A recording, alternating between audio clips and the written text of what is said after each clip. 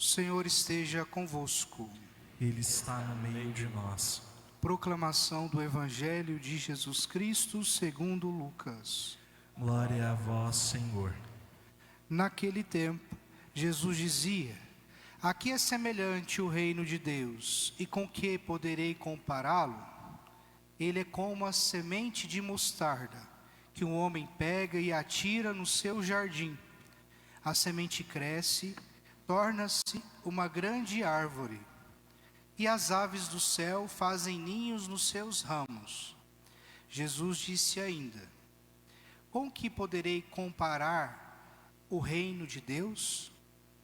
Ele é como o fermento, que uma mulher pega e mistura com 3 porções de farinha, até que tudo fique fermentado. Palavra da salvação. Glória a vós, Senhor. Que as palavras do Santo Evangelho perdoem os nossos pecados. Amém. Regra de São Bento, capítulo 22. Como devem dormir os monges.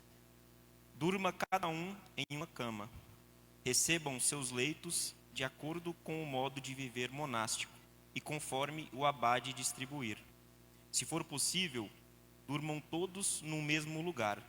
Se, porém, o número não o permitir, durmam em grupos de 10 ou 20, em companhia de monges mais velhos que sejam solícitos para com eles. Esteja acesa nesse recinto uma candeia, sem interrupção até o amanhecer.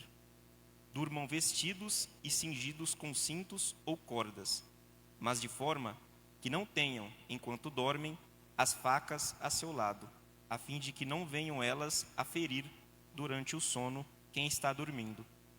E de modo que estejam os monges sempre prontos, e assim dado o sinal, levantando-se sem demora, apressem-se mutuamente e antecipem-se no ofício divino, porém com toda gravidade e modéstia.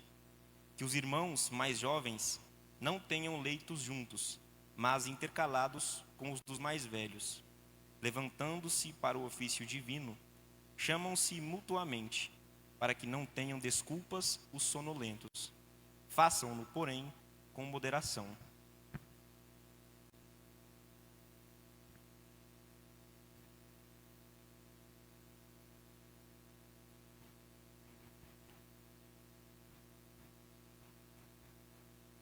Quero ainda dirigir uma saudação aos nossos irmãos que hoje celebram o 7º dia do seu ente querido. Por vocês e com vocês a nossa oração em sufrágio da alma deste e pelo consolo e o conforto do coração de vocês. Também rezamos pelos aniversariantes desta semana, os que estão nas intenções desta liturgia eucarística. Queridos irmãos e irmãs, nós celebramos todas as quintas-feiras cá nesta igreja a novena perpétua em honra a nosso Pai São Bento. Sabemos, esta igreja é dedicada, tem como patrono celeste, glorioso patriarca São Bento, pai dos monges, pai dos mosteiros. E uma vez que esta igreja é dedicada a ele, tem o seu patrocínio, todos os fiéis que acorrem a esta igreja, a esta paróquia, a esta comunidade, têm o direito e também o dever espiritual de mergulhar nas fontes da espiritualidade beneditina. Por isso que celebramos às quintas-feiras esta memória votiva em honra a São Bento. Hoje, se perceberam, estamos aqui com uma casula bonita de São Bento, e em meu nome de Dom Bento nós legamos estas relíquias a este mosteiro, a relíquia de São Bento e Santa Escolástica, ou seja, um pedacinho, um fragmento do seu corpo está aqui junto de nós. Então nós vamos aprendendo na escola do Senhor, chamado Escola do Serviço do Senhor, junto com São Bento, a seguir os caminhos de Jesus Cristo. Por isso eu gostaria, assim, de enfatizar este desejo e este pedido no coração de todos vocês. Não perca a oportunidade, não. Esta paróquia é muito rica em espiritualidade. Senhores, todos têm a graça de contar aqui com a presença de uma comunidade monástica, então vamos mergulhar nesta espiritualidade que é uma fonte inextinguível de tanta graça. 15 séculos nos separam da figura de São Bento e ele continua a ser um santo atual na vida da igreja. A ordem beneditina, como sabemos, legou 24 papas à igreja, tantos bispos, tantos santos, e nós precisamos redescobrir sempre aqui nesta comunidade a beleza, o valor da espiritualidade de São Bento, que não se resume simplesmente à oração da sua medalha, que é poderosa, que é significativa, mas podemos aprofundar um pouco mais e beber desta rica espiritualidade. O evangelho que acabamos de ouvir, o Senhor compara o reino de Deus com 2 elementos, que são pequeninos, singelos. O primeiro é o grão de mostarda, que ninguém dá nada por ele, mas quando é lançado na terra, sobretudo na cultura judaica, se torna depois uma hortaliça frondosa. A segunda comparação é com o fermento que se coloca na massa. O fermento por si mesmo parece insignificante, mas quando vai na massa, faz com que ela possa ser levedada, possa crescer e possa produzir o pão. Por que é que Jesus usa esta parábola para comparar o reino de Deus? Para dizer que o reino de Deus se faz também através de atitudes, de vivências muito sutis, muito singelas, pequenas no cotidiano da nossa existência. Às vezes nos prendemos muito a coisas extraordinárias, esperamos o extraordinário de Deus acontecer na nossa vida e os nossos olhos muitas vezes se fecham para a beleza da grandiosidade de Deus que se manifesta nas coisas ordinárias, nas coisas simples, nas coisas pequenas. Então, por isso que Jesus usa esta comparação. Olha, o reino de Deus se estabelece como um grão de mostarda. Às vezes lançamos as sementes da evangelização, falamos de Jesus para alguém, sem nem saber se isso vai causar algum efeito na vida da pessoa, talvez de um familiar, talvez de um amigo.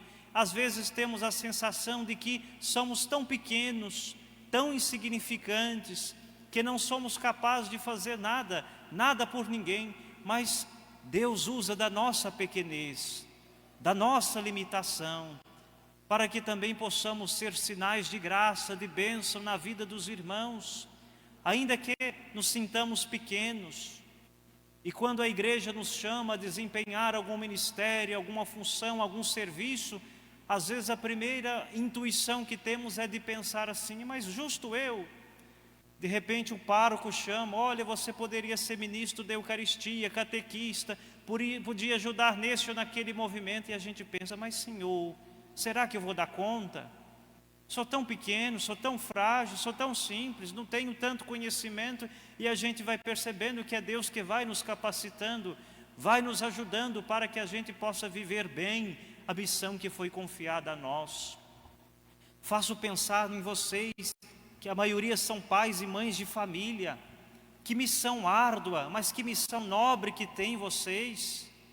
Quando um casal recebe o sacramento do matrimônio, recebe também de Deus o chamado estado de graça, para desempenhar a sua função, o seu papel, o seu serviço, o seu ministério.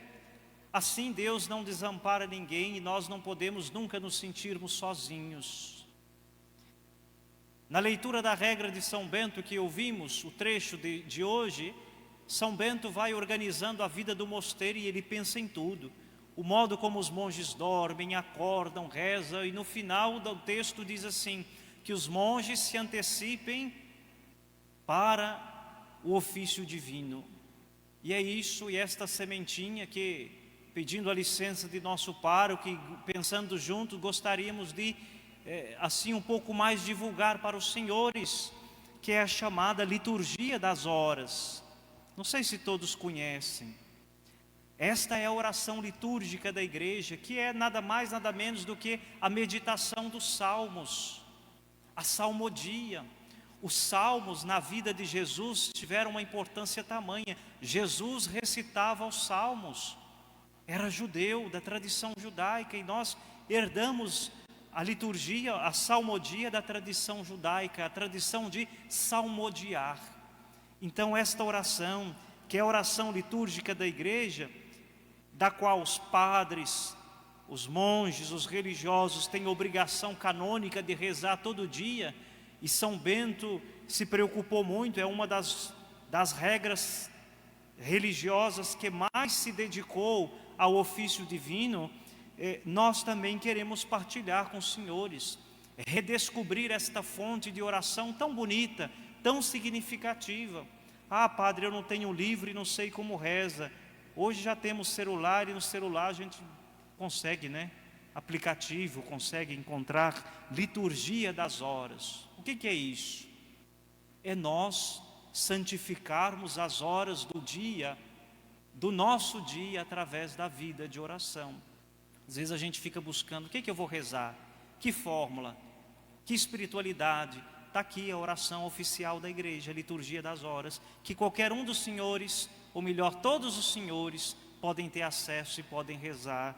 Então hoje trago também esta motivação, este encorajamento. Acredito que um pouco mais à frente podemos organizar de repente um curso, alguma coisa, para explicar melhor a dinâmica didática de como rezar, quando rezar a liturgia das horas. Mas se nós temos uma curiosidade santa, porque existem dois tipos de curiosidade, uma que leva ao inferno e outra que leva para o céu. A que leva ao inferno é aquela da gente cuidar da vida dos outros negativamente, querer se preocupar com tudo, com a vida de tudo e de todos. Esta não é boa, mas a curiosidade santa nos faz amar a vida da igreja, a vida de Jesus, e nós mergulharmos em tudo aquilo que nos leva a Jesus.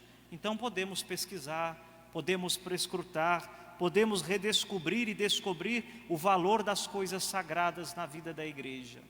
Deixo esta mensagem para os senhores hoje, para todos nós, e pensando também que podemos nós ser como este grão de mostarda e como este fermento na massa, para que o reino de Deus se estabeleça no meio de nós, cada vez que somos capazes de sermos neste mundo testemunhas autênticas da presença de Jesus. Que Ele nos ajude com a sua graça e com a sua bênção a progredirmos cada vez mais na nossa fé. Amém.